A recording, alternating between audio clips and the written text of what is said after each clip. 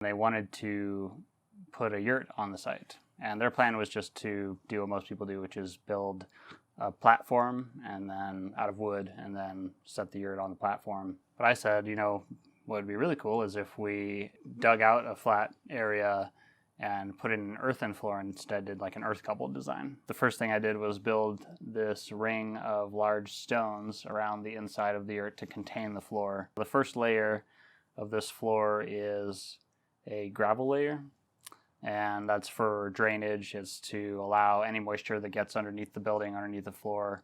It doesn't want to soak up and travel up into the floor from underneath. Every 3 to 5 inches, whatever the material is, you want to make sure your floor is well compacted. So we gathered a big dump trailer full of the lemon tree earth, wheelbarrowed it in.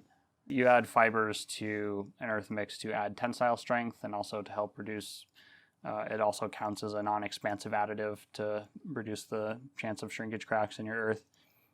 Dumped it on top of our gravel and our plastic, and leveled it out, compacted it every few inches. We started laying it out. 3/4 of an inch is really good. You could go as small as maybe a 1/2 an inch. Went over the entire surface with the wood float and a spritz bottle of water and just sprayed the area that I was working, kept it all wet, and just took the float over the entire surface of the whole floor and made it all nicer, took out lines and imperfections. So we use oil to seal the floor.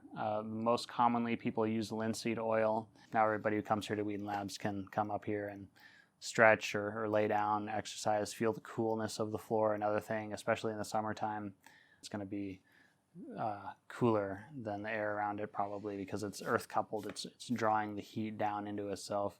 And vice versa in the wintertime, especially if they decide to put a rocket heater in here.